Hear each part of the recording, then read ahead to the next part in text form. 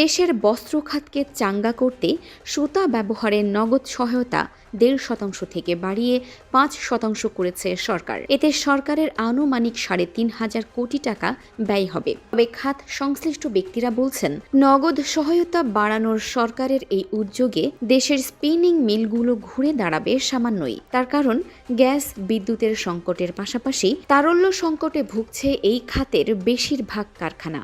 আবার নগদ সহায়তা পাওয়া নিয়েও আছে কিছু জটিলতা। নগদ সহায়তা বাড়ানোর কারণে বিক্রি ৫% মতো বাড়তে পারে। এতে কিছুটা দম নেওয়ার সুযোগ পাবে স্পিনিং মিলগুলো। তবে ভারতীয় সুতার আমদানি কমিয়ে দেশীয় সুতার ব্যবহার বাড়াতে হলে আরও কয়েকটি কার্যকর উদ্যোগ নিতে হবে সরকারকে। তাহলে দেশের বস্ত্র খাত ঘুরে দাঁড়াতে পারবে। বস্ত্রকলের মালিকদের সংগঠন BTM এর হিসাবে দেশে বর্তমানে ১,৮০০ এর বেশি টেক্সটাইল মিল বা বস্ত্রকল রয়েছে। এর মধ্যে স্পিনিং মিল বা সুতার কল ৫২৭টি।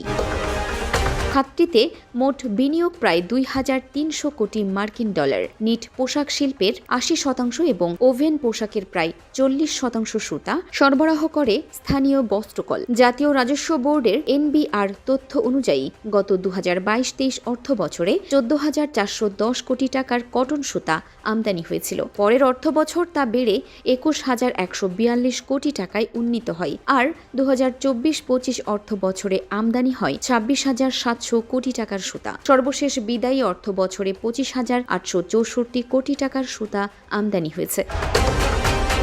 আমদানি করা সুতার ৯০%ই এসেছে ভারত থেকে। দেশীয় সুতা ব্যবহারের প্রণোদনার সুফল স্পিনিং মিলগুলো পেলেও তা সরাসরি জমা হয় তৈরি পোশাক রপ্তানিকারকের ব্যাংক হিসাবে। কয়েকজন তৈরি পোশাক রপ্তানিকারকের সঙ্গে কথা বলে জানা যায়, আগে যখন ৪% নগদ সহায়তা ছিল, তখন আমদানি ও দেশীয় সুতার মধ্যে দামের পার্থক্য ছিল কেজি প্রতি ১০ থেকে ১৫ সেন্ট। নগদ সহায়তা কমানোর পর আমদানি ও দেশীয় সুতার দামের পার্থক্য ৪০ সেন্টে গিয়ে পৌঁছায়। সে কারণে আমদানি বাড়তে থাকে। নিট পোশাক শিল্পের মালিকদের সংগঠন BKME এর সভাপতি মোহাম্মদ হাতেম বলেন, দেশীয় সুতা ব্যবহারে ৫% নগদ সহায়তা দিলেও আইনের মারপ্যাচে শেষ পর্যন্ত হাতে আসবে মাত্র ২.৫%। তার কারণ, ৫% সহায়তার ওপর ৫% কর দিতে হবে। সেটি আবার চূড়ান্ত নিষ্পত্তি নয়। তার কারণে শেষ পর্যন্ত হয়তো ৩.২% মতো টিকবে।